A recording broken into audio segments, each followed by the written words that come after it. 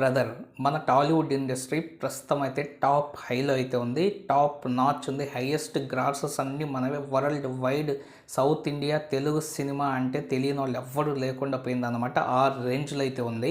So మరి 2011 నుండి 2024 వరకు ఏ సినిమా టాప్ హైయెస్ట్ గ్రాసర్గా అయితే నిలిచింది ప్రతి సంవత్సరం చూద్దాం మనం. సో 2011 ఏంటి, 2012 ఏంటి, అలాగే 2024 ఏ సినిమా మనకి టాప్ హైయెస్ట్ గ్రాసర్గా అయితే మిగిలింది ఆ ఇయర్కి అన్న దాని గురించి చూద్దాము. సో ఈ వీడియోని స్టార్ట్ చేసే ముందు మీ అభిమాన హీరో ఎవరో కామెంట్ సెక్షన్లో కామెంట్ అయితే చేయండి. వీడియో నచ్చినట్లయితే ఖచ్చితంగా లైక్ చేసి మా ఛానల్ సబ్స్క్రైబ్ చేసుకొని నాకు సపోర్ట్ అయితే చేయండి ఫ్రెండ్స్. సో ఫస్ట్ 2011 కానీ చూసినట్లయితే ఈ 2011 ఇయర్ మన మహేష్ బాబు ఇయర్ అన్నమాట. సో దూకుడు సినిమా ఆ ఇయర్ టాప్ హైయెస్ట్ గ్రాసర్. ఆ తర్వాత 2012 కానీ చూసినట్లయితే పవన్ కళ్యాణ్ గబ్బర్ సింగ్ మూవీ అన్నమాట. సో టాప్ హైయెస్ట్ గ్రాసర్ ఆ ఇయర్కి. ఆ తర్వాత 2013 కూడా మన పవన్ కళ్యాణ్ అన్న పేరు మీదనే రికార్డ్ అయితే ఉంది. సో ఆ ఇయర్ కూడా మనకు వచ్చేసి అత్తారింటికి దారేదితో వరుసగా 2 టాప్ గ్రాసర్స్ అయితే మనకి 2 ఇయర్స్ అయితే పెట్టాడు మన అన్న పవన్ కళ్యాణ్. సో ఆ తర్వాత వచ్చేసి 2014 వచ్చేసి ఇది అల్లు అర్జున్ ఇయర్ అన్నమాట. రేసు గుర్రం మూవీతో ఆ ఇయర్ అయితే వచ్చాడు. సో ఆ ఇయర్లో రిలీజ్ అయిన అన్ని మూవీస్ కంటేనే ఎక్కువ గ్రాస్ కొల్లగొట్టిన మూవీ రేసు గుర్రం అన్నమాట. సో ఆ తర్వాత 2015 ఈ మూవీ పేరు ఇప్పటికీ ఎప్పటికీ సో ఎన్ని రోజులకైనా సరే గుర్తుంటుంది. ప్రభాస్ అన్న రికార్డ్ అలాంటిది అనమాట. బాహుబలి 1. సో బాహుబలి 1తో 2015 మొత్తం వచ్చేసి ప్రభాస్ అన్న పేరు మారుమోగిపోయింది.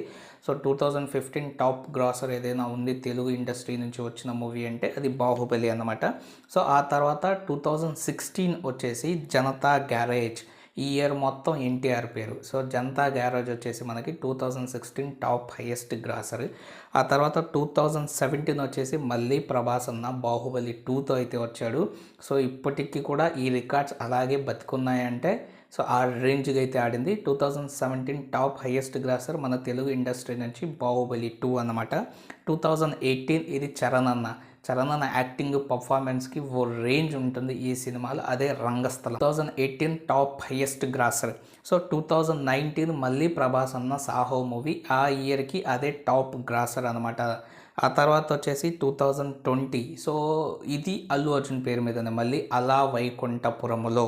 సో అలా వైకుంఠపురంలో ఆ ఇయర్ 2020 ఇయర్కి టాప్ హైయెస్ట్ గ్రాసర్. 2021 చూస్తే పుష్ప 1 మనకి 2021 మొత్తం వచ్చేసి ఆ ఇయర్కి మన తెలుగు ఇండస్ట్రీ నుంచి వచ్చిన టాప్ గ్రాసర్ అనమాట.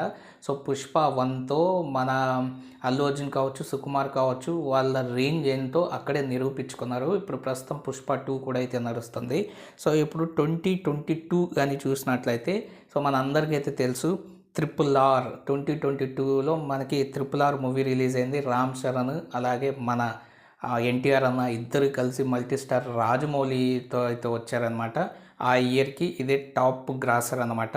అలాగే 2023 కానీ చూసినట్లయితే ఇది మళ్ళీ ప్రభాస్ అన్న పేరు మీదే సలార్. సో సలార్కి చాలామంది ఫ్యాన్స్ అయితే ఉన్నారనమాట. సో ఆ సినిమా ఆ రేంజ్లో మిక్స్డ్ టాక్ ఉన్నప్పటికీ కూడా మనకి టాప్ హైయెస్ట్ గ్రాసర్గా 2023లో అయితే నిలబడింది. 2024లో కానీ చూసినట్లయితే మనకి దేవరా వచ్చింది, కల్కి వచ్చింది. సో ఇలాంటి పెద్ద సినిమాలు వచ్చినప్పటికి కూడా ప్రస్తుతం రన్ అవుతున్న పుష్ప 2 2024లో మనకి హైయెస్ట్ గ్రాసర్గా నిలబడింది అనమాట. ప్రస్తుతానికి 1705 కోట్లు అయితే వరల్డ్ వైడ్గా గ్రాస్ అయితే కలెక్ట్ చేసింది.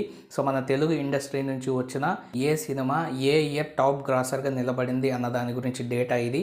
మరి ఏ హీరో పేరు మీద ఎన్ని సినిమాలు ఉన్నాయో, సో ఎవరి పేరు మీద ఎక్కువ సినిమాలు ఉన్నాయో 2011 నుండి 2024 వరకు మీరు కానీ ఈ వీడియో మొత్తం కానీ చూస్తే వాళ్ళ పేరు ఏదో కామెంట్ సెక్షన్లో కామెంట్ అయితే చేయండి.